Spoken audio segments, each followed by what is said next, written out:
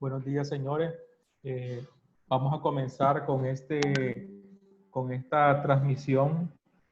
Les damos la bienvenida a todos los presentes. Tenemos ahorita transmitiendo en vivo a través de la aplicación de Zoom y a través de nuestra página web del ILP.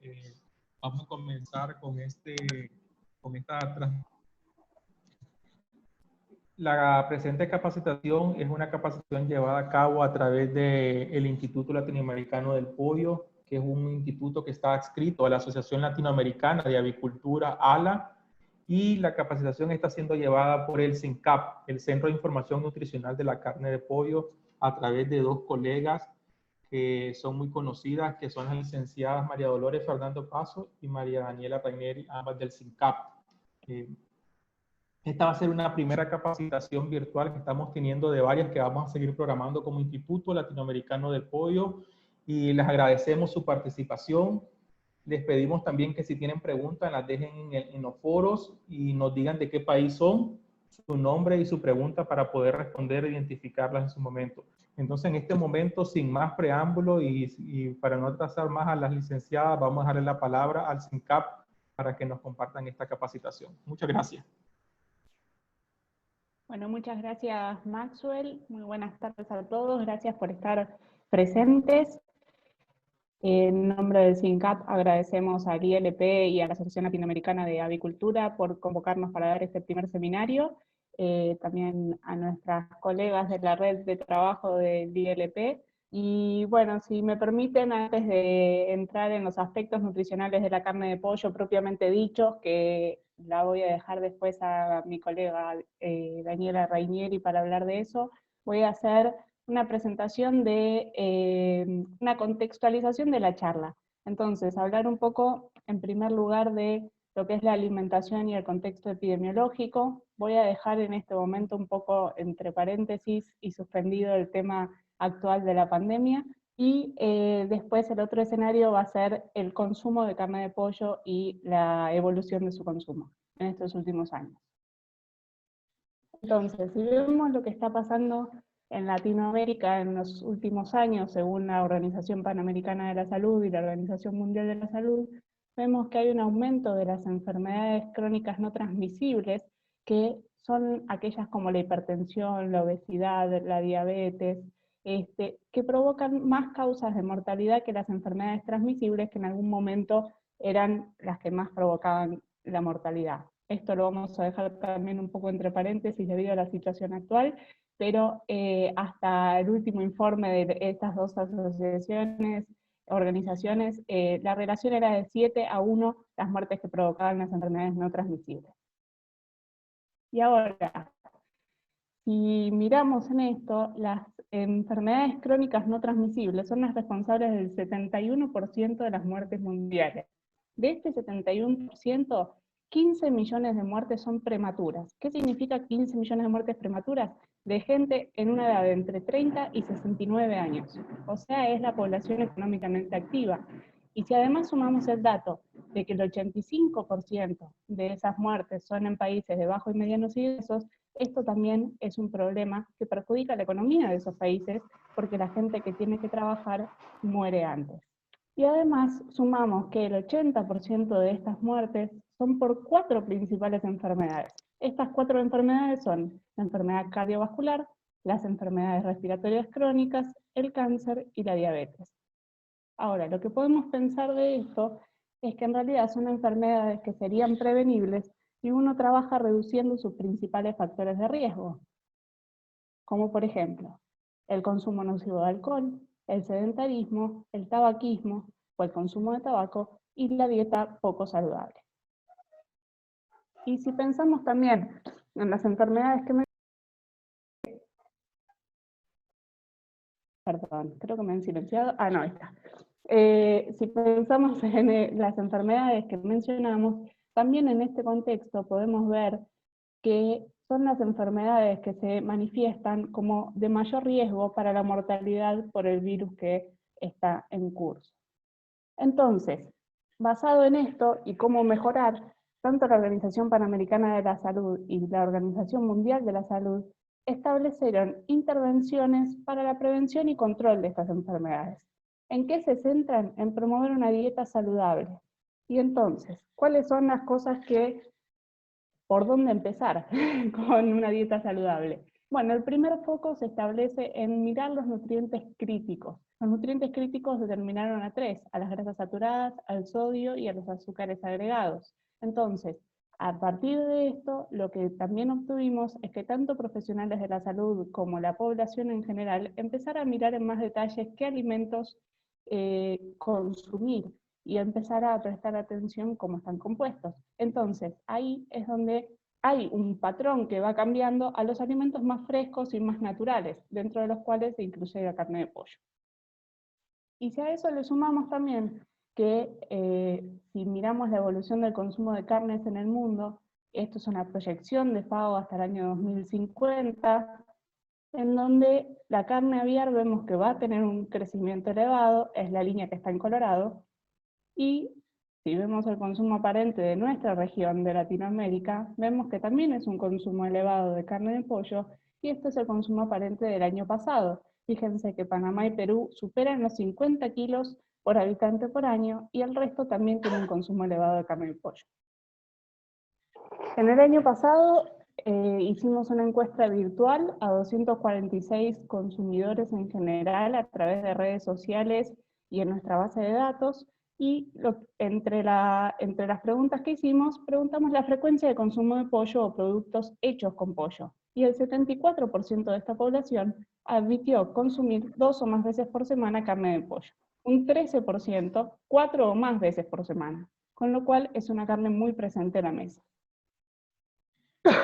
Si hablamos de los motivos de este aumento de consumo, lo que podemos detectar, tanto en las guías alimentarias de nuestro país, como dos grupos focales que hicimos en el año 2014 y 2019 para ver qué evolución hubo en la visión del consumidor, qué cambios hubo en las percepciones y en los conocimientos sobre la carne de pollo, lo que pudimos detectar es que los motivos de este aumento de consumo son la accesibilidad, tanto en la disponibilidad como en lo económico, el hábito y la practicidad. Es un alimento fácil de cocinar y además es muy versátil.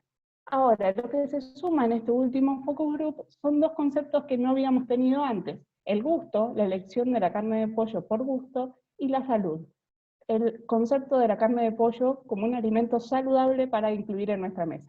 Entonces ahora la voy a dejar a Daniela, que comience ella con los aspectos nutricionales y nos explique esto en más profundidad. Bueno, ahora sí, si me escuchan bien, muchas gracias, Dolo. Y ante todo es un gusto saludar a todos los que nos están viendo y escuchando, y los aliento a que por favor no duden en usar el chat para hacernos todas las preguntas que se les ocurran y las retomamos al final de la presentación si les parece bien. Y ahora sí nos metemos de lleno entonces en los aspectos nutricionales o los aportes nutricionales de la carne de pollo. Y en primera medida les queremos mostrar un cuadro, lo vamos a ver muy por encima porque a continuación vamos a ir revisando cada uno de estos nutrientes en profundidad, pero lo que les queremos mostrar con esto es que la mayor parte de los datos que le vamos a estar presentando son datos originales obtenidos en un estudio realizado por el Centro de Empresas Procesadoras Avícolas de Argentina en conjunto con los Institutos Nacionales de Tecnología Agropecuaria e Industrial de Argentina, en donde logramos obtener la composición nutricional de la carne de pollo que consumimos en Argentina, y lo importante de esto es que son valores actualizados. Así que todo lo que le vamos a estar presentando, o gran parte de los datos que le vamos a estar presentando, fundamentalmente lo referido a proteínas, lípidos y 4 micronutrientes, son datos propios y actuales. Y habiendo dicho esto, vamos a empezar por los lípidos en este caso. Y elegimos empezar por los lípidos porque, como Dolores mencionó anteriormente, es uno de los nutrientes sobre los cuales está puesto el foco en la actualidad por ser considerado un nutriente crítico. Y diferentemente a lo que tal vez podamos pensar, que está ampliamente extendido el conocimiento de que la carne de pollo es sumamente magra, en rigor hemos detectado que hay bastante duda respecto de esto, incertidumbre o incluso conocimientos equivocados.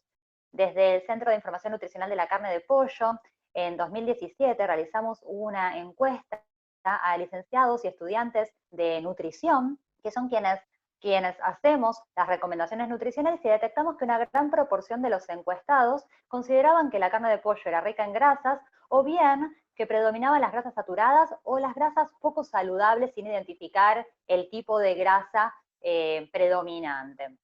Como vemos en el gráfico, un 30% de la población encuestada consideraba esto.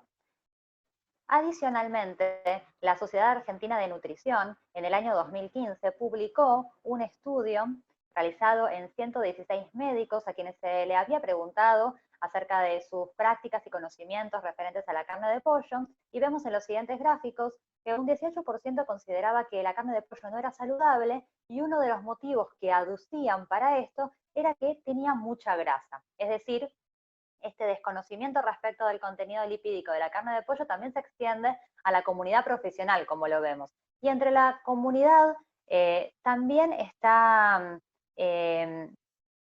en duda la cantidad de grasa que aporta la carne de pollo. También la SAN en el año 2014 publicó los resultados de un estudio hecho a pacientes, en este caso con un N muy grande, 1.034 pacientes a quienes se les hicieron las mismas preguntas que se le habían hecho a los profesionales en el estudio que mencionamos previamente. También alrededor de una quinta parte de la población encuestada consideraba que el pollo era no saludable, y el motivo que aducían en un 16% era que tenía mucha grasa.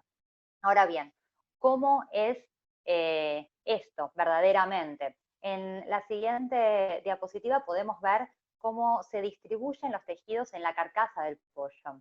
Y podemos apreciar que el tejido adiposo da cuenta de un 21,7% del total del peso de la carcasa. Ahora bien, si analizamos más detenidamente este cuadro, vemos que el tejido adiposo se encuentra en diferentes localizaciones en la carcasa. Por un lado, en un panículo adiposo a nivel abdominal, por otra parte, y en su gran mayoría, a nivel cutáneo y subcutáneo, y en menor medida a nivel intermuscular. Lo relevante de esto es que la grasa localizada a nivel abdominal y aquella localizada a nivel de la piel y subcutáneo es de fácil remoción. Y si removemos toda esta grasa, removeríamos más del 70% del contenido lipídico de la carcasa, de manera tal que el remanente es muy escaso, lo cual explica cuán magra es la carne de pollo. Esto igualmente lo vamos a ver en las siguientes diapositivas. Podemos ver acá, en definitiva, cuál es el contenido de lípidos de 100 gramos de carne de pollo, y cuando hablamos de carne de pollo, ya nos referimos a peso neto crudo, ¿sí? Sin hueso y sin piel. Como vemos en el gráfico, en el caso de la pechuga, cada 100 gramos de carne de pechuga, solamente 1,4 gramos corresponde a contenido lipídico. La patamuslo es un corte levemente más graso, con 5,3 gramos de grasa cada 100, y en promedio podemos decir que la carne de pollo tiene aproximadamente 3 gramos de grasa cada 100 gramos de carne. Nuevamente decimos sin piel y sin hueso. Cuando hablamos en términos de porciones, porque generalmente comemos más que simplemente 100 gramos de carne, tal vez comemos una porción, lo que consideramos una porción mediana, al menos en Argentina, es 150 gramos de carne, que se corresponden con un muslo mediano o bien media pechuga grande. Podemos decir que una porción de pechuga tiene 2 gramos de grasa, una porción de patamuslo tiene 8 gramos y una porción de pollo en promedio tiene 5 gramos de grasa, lo cual en términos absolutos, en primera medida, no parece ser demasiado, y ahora esto lo vamos a ver con mayor detalle. Ahora bien, siempre hablamos de que lo importante, más allá de la cantidad, es la calidad de las grasas.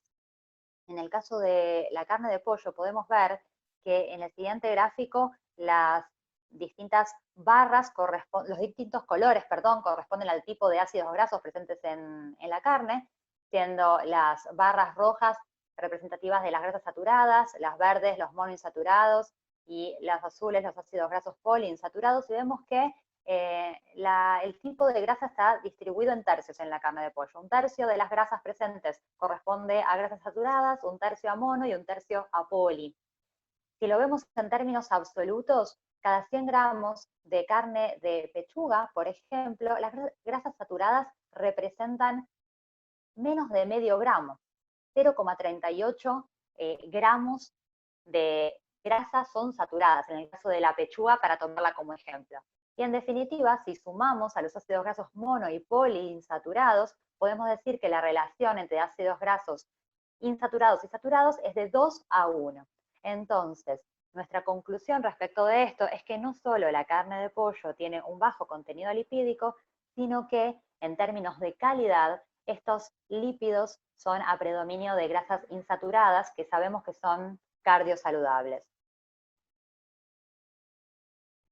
Si nos adentramos un poco más para conocer los ácidos grasos más representativos, vemos que entre los ácidos grasos saturados, los que predominan son el ácido palmítico. Entre los monoinsaturados, el ácido graso predominante es el oleico, el famoso omega 9, también característico del aceite de oliva, de las aceitunas o de la palta, y que dentro de los poliinsaturados predomina el ácido linoleico, el omega 6. En definitiva, ¿qué quiere decir esto? ¿Verdad? Siempre hablamos de carne magra. ¿Podemos decir que la carne de pollo es una carne magra? Depende del criterio que utilicemos, es con lo que lo tenemos que contrastar. Nuestras guías alimentarias para la población argentina, editadas en 2016, consideran que una carne es magra cuando aporta menos de 7 gramos de grasa en total. En este caso, podemos decir que la carne de pollo cumple con ese criterio, ya que aporta un promedio de 3,3 gramos de grasa cada 100 gramos de carne. Ahora bien, nuestro Código Alimentario Argentino considera que una carne es magra cuando aporta hasta 3 gramos de grasas totales cada 100, y también incluye el criterio de grasas saturadas, pone un límite al contenido de grasas saturadas que puede tener en este caso. Estoy viendo un montón de comentarios en mi pantalla. Bien, en este caso, en el criterio de grasas saturadas, podemos ver que cumple la carne de pollo con el máximo posible de grasas saturadas para ser considerada una carne magra. Y también cumple con los 3 criterios requeridos por USDA, las guías alimentarias de 2015, para considerar una carne como magra. Sin embargo, cuando nosotros hablamos de contenido de nutrientes, para saber si lo que aporta un alimento es mucho o poco, siempre tenemos que contrastarlo con las recomendaciones nutricionales, con aquello que tenemos recomendado consumir en base a los requerimientos identificados. Y en el caso de la carne de pollo, lo que podemos ver es que el aporte que hace de grasas a nuestra alimentación es bastante marginal. Apenas cubre una porción de carne de pollo, el 8% del total admitido de grasas en nuestra alimentación, de manera tal que tenemos margen para continuar comiendo alimentos que aporten grasas, sin por eso excedernos del máximo recomendado. Y lo mismo pasa en el caso de los ácidos grasos saturados, como vemos en la segunda columna, de los poliinsaturados en total, como vemos en la cuarta columna, de los omega 6 y de los omega 3. De forma tal que una porción de 150 gramos de carne de pollo realiza un aporte marginal de lípidos en nuestra alimentación. Incluso en el contexto de dietas o recomendaciones más restrictivas, como es en el caso de personas que tienen, creo que es la diapositiva de atrás, perdón, ahí está. En el caso de personas que tienen otras comorbilidades, tal vez diabetes, enfermedades cardiovasculares, las recomendaciones son bastante más estrictas, tanto para el total de grasas admitidas en el consumo como sobre todo para el consumo de grasas saturadas. Y vemos que también en el contexto de estas alimentaciones más restrictivas en lípidos, la carne de pollo se enmarca muy bien, ya que el aporte que realiza de lípidos también resulta marginal en estos contextos más restrictivos. Ahora bien, pasamos a otro nutriente de relevancia, también un nutriente considerado crítico hoy en día, que es el sodio, respecto del cual también hay bastantes dudas. En la encuesta que les mencioné anteriormente, que realizamos desde SINCAP a colegas o futuros colegas, detectamos que 2 de cada 10 sujetos consideraban que la carne de pollo tenía un elevado contenido de sodio. Ahora bien, en el estudio original que le presentamos anteriormente, pudimos ver que el contenido de sodio de la carne de pollo es de 61 miligramos cada 100 gramos de carne. Si lo traducimos en el contenido de una porción, podemos decir que tiene 92 miligramos de sodio, lo cual equivale al 5% del límite máximo de ingesta recomendado de sodio por la Organización Mundial de la Salud.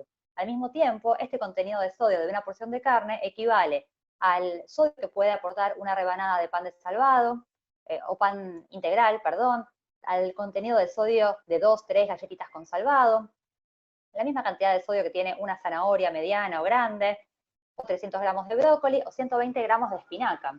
Ninguno de estos alimentos los restringiríamos por su contenido de sodio porque definitivamente es un contenido muy bajo. De manera tal que podemos decir que el contenido de sodio de la carne de pollo es bajo. Ahora bien, uno de los nutrientes estrella de la carne de pollo definitivamente son las proteínas. En el caso de la carne de pollo aporta 22 gramos de proteínas cada 100 gramos de carne. Y hoy por hoy las proteínas siempre han tenido una importancia o un rol destacado, en la nutrición, pero hoy están siendo revalorizadas porque se ven otros aspectos importantes de ellas. Lo que es para destacar respecto del contenido de proteínas de la carne de pollo es que son todas de alto valor biológico. Esto significa que tienen todos los aminoácidos esenciales, aquellos que el cuerpo no puede fabricar. Y si vemos cuánto cubren en relación a nuestros requerimientos, lo mismo que hicimos antes en relación a los lípidos y al sodio, vemos que una porción de carne de pollo es capaz de cubrir el 60% aproximadamente del total de proteínas requeridas por un adulto tipo, un hombre adulto de 70 kilos, y el 100% de las proteínas de alto valor biológico, sabiendo que la recomendación es típicamente 0,8 gramos kilo día de proteínas.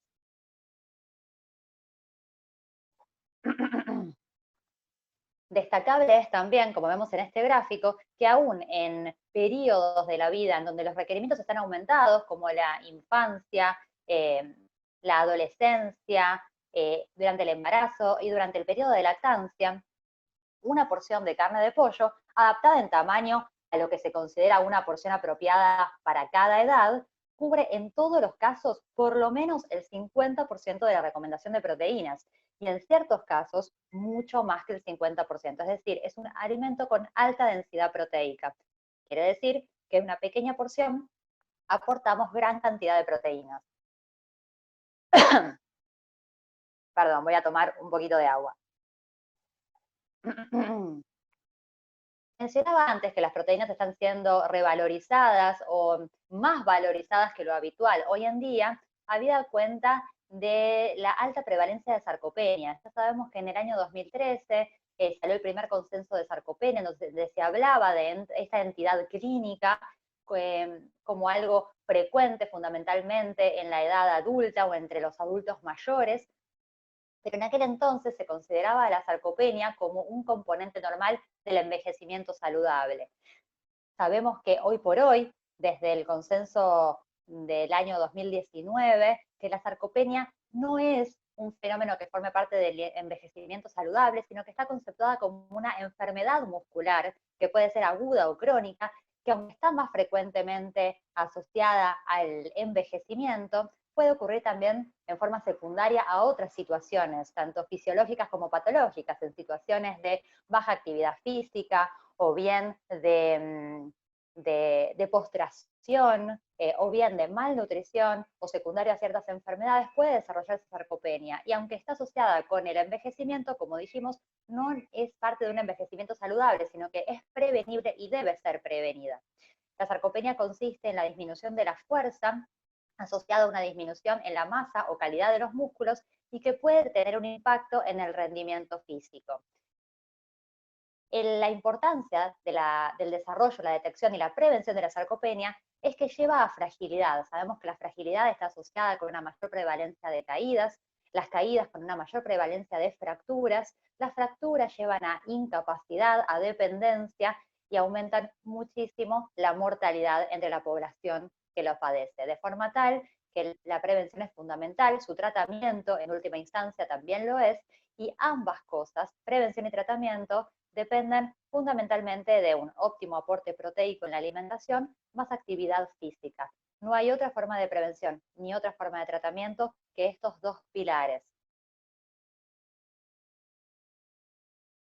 Algo a destacar respecto respecto de esto es que, como decíamos, la prevalencia de sarcopenia es mayor entre los adultos mayores y las recomendaciones de ingesta de proteínas nos quedan un poco cortas hoy en día para esta población.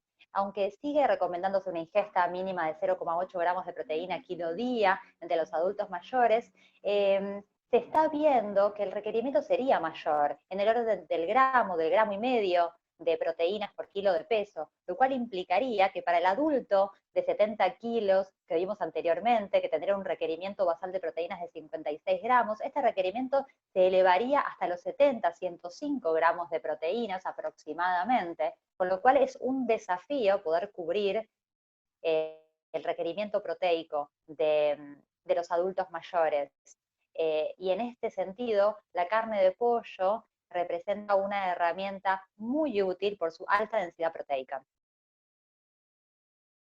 Finalmente, un aspecto con el que no solemos relacionar a las proteínas es con su rol en el control del peso corporal. Cuando hablamos de control del peso corporal, en nutrición generalmente pensamos en hidratos de carbono y en lípidos, pero no pensamos que las proteínas pueden jugar un rol también, y efectivamente lo hacen. ¿Cómo lo hacen? En primera medida a través de la inducción de la saciación. Sabemos que las proteínas son los nutrientes con mayor capacidad de inducir saciación en las personas. Y entendemos a la saciación como el proceso que se da en nuestro cuerpo por el cual durante un episodio alimentario decidimos dejar de comer. Mientras que la saciedad es, incluye los procesos que se dan en nuestro cuerpo por los cuales dejamos pasar tiempo entre una comida y la otra, la saciación nos permite ponerle fin a un episodio alimentario. Las proteínas inducen saciación más rápidamente que otros nutrientes, de forma tal que nos permiten un mejor control de la porción que ingerimos. Asociado a esto viene definitivamente la pérdida de peso y el mantenimiento de dicha pérdida por suprimir la sensación de hambre más rápidamente durante un acto alimentario, sumado al hecho de que el adecuado aporte proteico permite aumentar la masa libre de grasa, es decir, fundamentalmente la masa muscular en nuestro cuerpo, y se ve que habría una tendencia hacia la evitación de la reganancia de peso, con lo cual podemos pensar en las proteínas como una herramienta alimentaria más para controlar el peso corporal, en adición a nuestro control de hidratos de carbono y lípidos que hacemos habitualmente. Finalmente, vamos a abordar este tema que me parece de particular interés, porque cuando hablamos de carne de pollo, generalmente nos enfocamos en su contenido de lípidos y de proteínas, pero nos olvidamos que puede tener un importante, o no, vamos a verlo ahora, aporte de micronutrientes. Nos olvidamos generalmente de hablar de las vitaminas y de los minerales. Y de hecho, en la encuesta, retomando los resultados de la encuesta que mencionaba anteriormente a colegas o futuros colegas, preguntamos qué sabían acerca del contenido de micronutrientes de la carne de pollo y vimos que un 40% o bien no sabían si el pollo tenía vitaminas o minerales o consideraban que tenía un pobre contenido de los mismos. Ahora bien, lo que nosotros sabemos respecto de los micronutrientes es que la carne de pollo contiene 18 micronutrientes distintos en total y es fuente de 8 de estos. Esto quiere decir que hace un elevado aporte de 8 vitaminas y minerales respecto de los requerimientos. Estas vitaminas de las cuales, y minerales de los cuales la carne de pollo es fuente son la niacina, fósforo, selenio, zinc, piridoxina, ácido pantoténico, cianocobalamina y colina. Podemos verlo claramente en este gráfico, en donde mostramos con las barras el aporte que hace la carne de pollo cada 100 gramos respecto de los requerimientos de mujeres y hombres, y vemos que en el caso de los 8 micronutrientes que mencionamos anteriormente, se cubre como mínimo el 15% de la ingesta diaria recomendada de los mismos. Esto también es así en el caso de instancias de mayores requerimientos de micronutrientes, como lo son fundamentalmente el embarazo y la lactancia. Vemos que en estas situaciones se mantiene la característica de fuente de dichos nutrientes para el fósforo, el selenio, la niacina, el ácido pantoténico, la vitamina B6 y la colina. Sin embargo, si nos enfocamos solo en las barras que están en color, perdemos de vista que también hay un aporte bastante interesante de otros micronutrientes, que si bien no son la carne de pollo no es considerada una fuente de los mismos porque no cumple con el criterio de cubrir al menos el 15% de la recomendación, está cerca de ello, como lo es en el caso del zinc, de la riboflavina o de la tiamina, para dar algunos ejemplos. Entonces, debemos quedarnos con el concepto de que la carne de pollo no es solamente fuente de proteínas y con bajo aporte lipídico, sino que es muy rica en micronutrientes, de modo tal que es un alimento de alta densidad nutricional. Resumiendo los aportes nutricionales de la carne de pollo, podemos decir que tiene un alto contenido de proteínas, las cuales son todas de alto valor biológico, que tiene un bajo contenido de lípidos, lo cual implica un escaso aporte calórico, que predominan los ácidos grasos insaturados en una relación 2:1 con los ácidos grasos saturados, tiene un bajo aporte de sodio y es fuente de 8 micronutrientes. Finalmente, es dable destacar otras cualidades más allá de los aspectos nutricionales. Es una carne de muy fácil masticación, se debe esto, por un lado, al bajo aporte lipídico, y por otro lado también al bajo contenido de tejido conectivo, que hacen que sea muy fácilmente disgregable a nivel de la boca. Esto lo hace apto para niños pequeños ya desde los 6 meses de vida, de manera tal que es un alimento apropiado para ser incorporado en la alimentación complementaria de los lactantes cuando inician la misma, y también es muy útil asociado a prótesis dentales defectuosas o falta de piezas dentarias, como sucede en otras etapas de la vida. Al mismo tiempo, y por los mismos motivos que es de fácil masticación, es de fácil digestibilidad, es decir, es de fácil disgregación a nivel gástrico. Tiene un sabor suave, lo cual abona a su versatilidad en la cocina, ya que puede ser acompañada o combinada con variedad de condimentos y podemos lograr una gran diversidad de preparaciones. Como decíamos, derivado de esto podemos decir que es muy versátil. La carne de pollo puede consumirse en platos fríos, calientes, salados, agridulces, en platos gourmet, en platos prácticos para utilizar en forma de vianda. Es un alimento rendidor, ya que todas sus partes tienen un uso, y además es accesible, tanto desde el punto de vista geográfico, ya que está ampliamente disponible en todos lados, como así también desde el punto de vista económico. En conclusión, sumado a los aspectos nutricionales que mencionamos anteriormente, decimos que es un alimento rico, tierno, versátil, práctico, rendidor, disponible, que está accesible y que es confiable, con lo cual podemos decir que forma parte del grupo de alimentos protectores. Y con esto creo que terminamos la presentación. Les agradecemos mucho a todos los que están viendo y escuchando por estar presentes. Y les dejamos disponible nuestra página web en donde pueden encontrar bibliografía complementaria sobre estos temas, y los invitamos a seguirnos en nuestras redes sociales y también en las redes sociales del Instituto Latinoamericano del Pollo, como ven en pantalla. Y ante cualquier duda o consulta que tal vez no se les ocurra ahora o que no lleguemos a responder, no duden en escribirnos por mail y en tanto podamos les vamos a contestar rápidamente. Muchas gracias por su atención. Muchas gracias, Daniela. Queremos agradecerte la presentación a ti y a Dolores por habernos dado un enfoque de los beneficios de la carne de pollo. Recordemos que la carne de pollo es la proteína animal que alimenta al mundo y a Latinoamérica. Así como dijiste vos, es una proteína disponible y de un fácil acceso económico. Tenemos una pregunta de Chile que nos escribieron. Dicen, ¿podemos tener acceso a las presentaciones?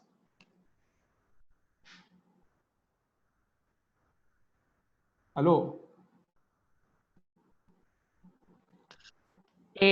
Hola, sí, ahí se me escucha, Maxwell. Sí, se escucha.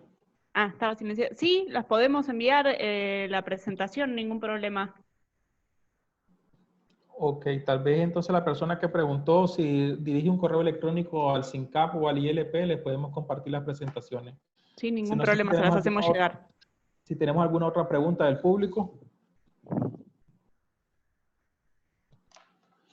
Esta sería nuestra primera presentación que estamos haciendo como ILP de manera virtual. Ya el ILP y SINCAP han hecho presentaciones en congresos. Vamos a seguir trabajando. Hoy en este día tenemos aquí en el foro participante a nutricionistas de la Red Latinoamericana de Trabajo para la Carne de Pollo. Esta red está conformada por nutricionistas de las diferentes gremiales de la región y el objetivo es, de aquí en adelante, ir creando un background de conocimiento con énfasis de las diferentes regiones que tiene el área latinoamericana. Nuestras próximas presentaciones también van a tener esos enfoques y los invitamos a que nos sigan acompañando. En esta primera reunión contamos con 67 participantes en Zoom y tenemos 11 en Facebook Live. Les agradecemos. Aquí tenemos otra pregunta. Buenas tardes, nos preguntan. ¿El precio de la carne de pollo en todos los países de América Latina es la más económica que la carne de cerdo? Dice que la persona que es de Guatemala. No sé si tienen algún comentario, muchachos. En realidad, a ver, eso, no sé si Carlos podés abrir el micrófono, o vos, Maxwell, lo podés contestar desde el instituto. Es correcto. Efectivamente, el instituto no maneja precios de carne de otras proteínas de origen animal, como nuestros registros. Sin embargo, sabemos que como una tendencia general, la carne de pollo es uno de los productos más económicos con respecto al cerdo y la res, pero depende de algunos países. Pero en ese caso tendríamos que tener una base de datos oficial que en este momento no tenemos para otras proteínas. A ver, la realidad es que en todos los países de Latinoamérica y generalmente en el mundo, la carne de pollo es más barata. Está relacionado íntimamente con la conversión que tienen los animales con respecto al alimento balanceado que consumen. O sea, el caso de la carne de ave, estamos hablando de un consumo de alimento balanceado por kilo de pollo de alrededor de 1,7 kg, mientras que en el caso del cerdo estamos hablando de alrededor de 3 kilos a 3,1 kg, y en el caso de la carne vacuna, si es muy eficiente, y tiene que ser muy eficiente, estaría en el orden de los 6 kilos cuando hablamos de lo que es feedlot. Si fuera carne ya hecha a campo, obviamente que ahí se ampliaría con una terminación y estaría alrededor de los 7 kilos. Entonces, automáticamente estos valores hay que trasladarlos al alimento balanceado que consume, que generalmente es maíz y complejo soja, y por lo tanto ahí te da el número real, y generalmente es más barata la carne de ave que cualquiera de las otras. La única que hoy estaría casi en las mismas condiciones o un poco mejoradas es cuando se produce peces en cautiverio, que generalmente da un poco menor el valor, pero no es la carne más consumida en el mundo. Como mostró un poco Dolores en una de las primeras filminas, probablemente ya el año que viene la carne de pollo va a ser la más consumida en el mundo, fundamentalmente por el problema que está teniendo China con la peste porcina africana. Así que espero haber dado una respuesta, si no, bueno, lo podemos mejorar. Perfecto. Gracias, Carlos. Tenemos dos afirmaciones en la sala de Facebook. Nos dicen que en Perú es la carne más económica y nos dicen que en México también es la proteína animal más económica. Tenemos una pregunta de Jaime Alarcón. Hola, soy Jaime de Chile. Si conocen ejemplos donde se ha potenciado el aspecto diferenciador del pollo en cuanto a su contenido de grasas monopoliinsaturadas u omega 3, explorando estos issues. Tenemos esa pregunta. Y tenemos otra. Soy de Panamá, una consulta. ¿Es cierto que la carne de pollo que venden en los supermercados en bandeja le inyectan hormonas que producen algún efecto? No sé cómo quieren comenzar las respuestas, Dani. Si querés empiezo respondiendo yo. Adelante. Bueno, la alimentación de las aves es un alimento balanceado, con lo cual se formula específicamente para cubrir sus requerimientos. De acuerdo a los ingredientes que se utilizan, puede tener más de alguna grasa u otra si se hace algún cambio, digamos. Y sé que en algún momento se había usado harina de pescado, que ya, si no me equivoco, no se utiliza, pero también depende de la composición nutricional, y eso fue uno de los incentivos para hacer el trabajo de composición nutricional, conocer con la evolución del alimento balanceado, conocer si había habido alguna diferencia en la composición nutricional. La que tenemos nosotros y la que conocemos es la que presentamos hoy, así que eso es lo que puedo decir. Existieron algunas iniciativas de suplementación del alimento balanceado de los pollos con ácidos grasos omega 3 para incrementar su contenido en estos ácidos grasos, tanto con omega 3 de origen vegetal como de origen marino. Sin embargo, se vio que la efectividad en el caso de la suplementación con ácido linolénico no era la esperada, y sí se obtenía carne con un elevado contenido de omega 3 de origen marino, es decir, docosahexanoico y eicosapentanoico, pero en detrimento de aspectos sensoriales. En definitiva, la carne de pollo terminaba teniendo gusto a pescado en esas iniciativas, con lo cual hubo iniciativas de diferenciación del producto, enriqueciéndolo con omega 3, pero por lo menos hasta el momento no fueron satisfactorias en relación a esto. Bien, con respecto perdón, ¿querés tomar vos esa pregunta? Dale, Dolo. Bueno, en relación a la pregunta acerca de si a los pollos que se venden en supermercados se le inyectan hormonas, definitivamente la respuesta es no. Esto es válido tanto para los pollos que se consiguen en un supermercado como en otro comercio minorista.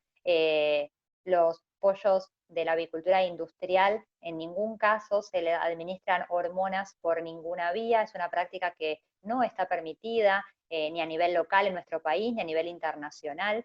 Fuera del hecho de que no está permitida, no se practica por una diversidad de motivos que incluyen la falta de efectividad, la imposibilidad desde el punto de vista operativo, pero en definitiva no es una práctica que se realice. Sin embargo, lamentablemente es una creencia que está bastante arraigada todavía entre tanto la comunidad general como la población de profesionales de la salud, sobre todo, pero hay que brindar la tranquilidad de que no es una práctica que se realice y que se realizan los controles pertinentes para garantizar que la carne de pollo es libre de estas sustancias prohibidas. En nuestro país es el SENASA, el organismo oficial encargado de verificar el cumplimiento de la normativa y la ausencia de hormona o de derivados metabolitos de sustancias de pollo. Vamos a garantizar que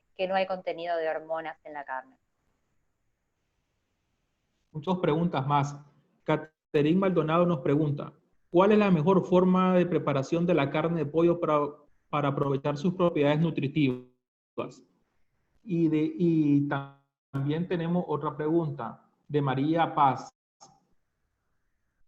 Hola, mi nombre es María Paz Sáenz y soy de Chile. Quería saber si en Argentina los pollos también son broilers, los de consumo humano. Quedamos con esas dos. Perfecto. ¿Qué es las preparaciones? En realidad, como decíamos en la presentación, tanto Daniela como yo, el pollo admite diversas preparaciones, es muy versátil, y las preparaciones en realidad no alteran su calidad nutricional. Siempre nosotros recomendamos sacarle la piel al momento de consumirlo, para reducir la cantidad de grasas, como decíamos antes, y se puede hacer a la plancha, hervido, al horno, y eso puede ser cualquiera de las preparaciones. La única preparación que recomendamos disminuir son las frituras, por una cuestión de transformación del aceite y que también sumamos grasas en la preparación final.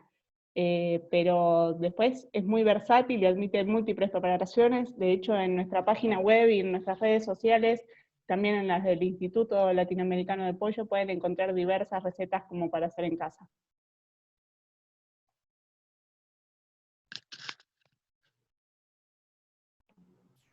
Tenemos la pregunta del broiler. Vamos a abrirle, tal vez le pueden abrir el micrófono a Carlos Sinesi, por favor. Sí, pero eso estaba viendo, que no me dejaba abrirle. El término broiler es un término utilizado en el mundo con relación en el caso de Argentina se le llama pollo parrillero, pero el broiler es el pollo que se hace a la parrilla. Y en el caso de Chile, utilizan o consumen un pollo que pesa alrededor de 2 kilos a 2 kilos 200, eviscerado, que por ejemplo lo que se consume en Chile es lo que llaman el marinado. Lo mismo en México tienen el consumo de este producto que es marinado. En el caso de la Argentina se consume un pollo que tiene un peso mayor, es un peso que está entre los 2,5 kilos y los 2,6 kilos. En el caso de Brasil es lo que se llama el galeto, que es un pollo menor, de 1,6 kilos, 1,7 kilos. Esto es el gusto que tiene cada país para el consumo del producto. En el caso de Perú también consumen mucha gallina, y son variedades y gustos, un poco lo dijo también Dolores, que en el último focus group también se le encontró el tema, y que dudábamos un poco. Cuando se hizo el último focus group, se tuvo en cuenta, que es una cosa que nos dijo Dolores, de agregar a la generación Z. O sea, hasta ese momento estábamos pensando en los baby boomers, la generación X, la generación Y, y no se había pensado todavía en la capacidad de decisión que podía llegar a tener la generación Z en el nuevo consumo. Y es algo que tenemos que tener en cuenta para nuestra visión del consumo y para nuestra visión del mercadeo de este producto y para nuestra visión también de la nutrición. Porque son distintos, o sea, en el caso mío, yo soy una mezcla de baby boomer y generación X, y la realidad es que pensamos distinto, pero tarde o temprano llegamos a pensar lo mismo o a consumir lo mismo, a consumir las mismas cosas, y se ha demostrado ahora en esta época de pandemia.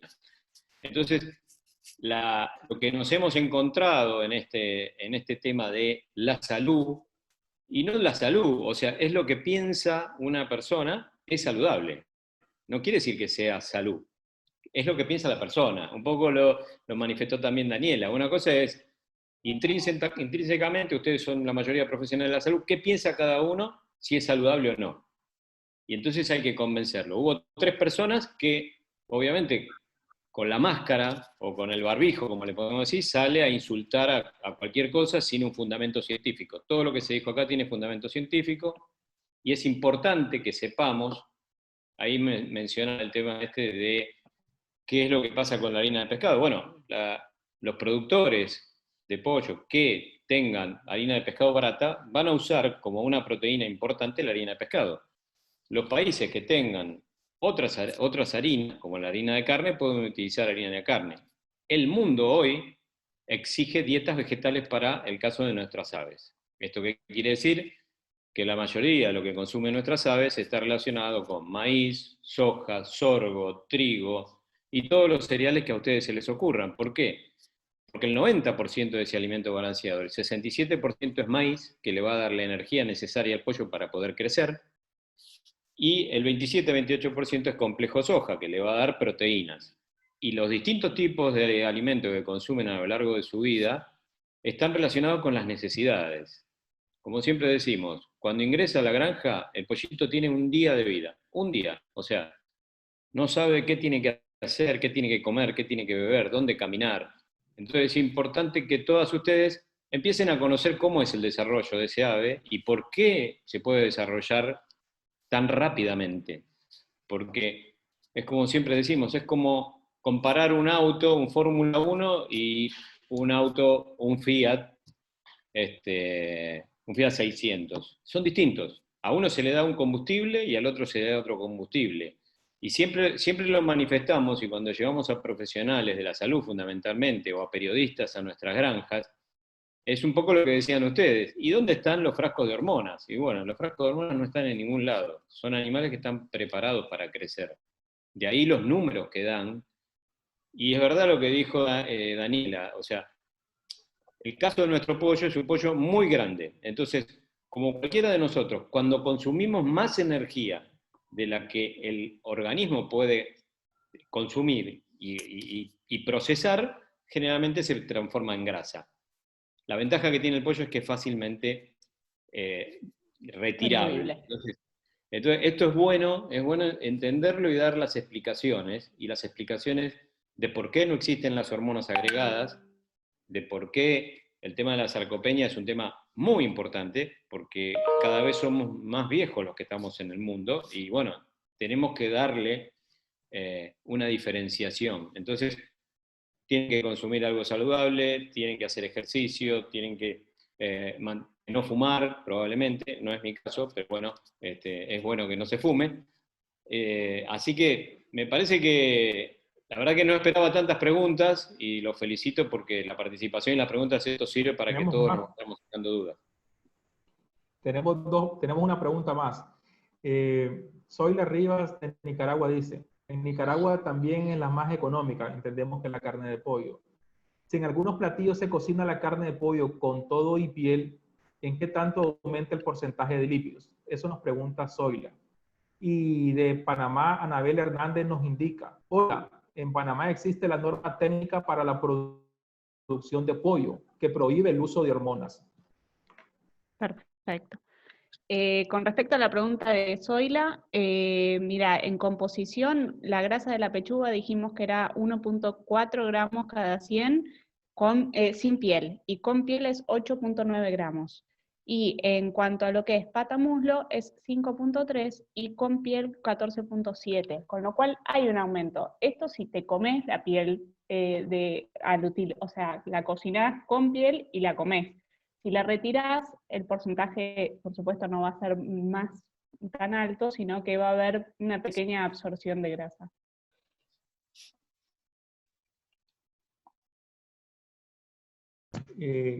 Dice Ala, en Ala tenemos estudios amplios que pueden dar respuesta a temas con hormonas. Los interesados pueden escribir al correo electrónico. Eso sería, muchas gracias. Creo que no hay más preguntas ni en Facebook ni en Zoom. Y queremos agradecerles a SINCAP, a todos los que nos acompañaron y a las nutricionistas de la red de trabajo de la carne de pollo que están aquí acompañándonos en el Zoom. Y muchas gracias a todos. Con esto finalizamos nuestra primera charla virtual.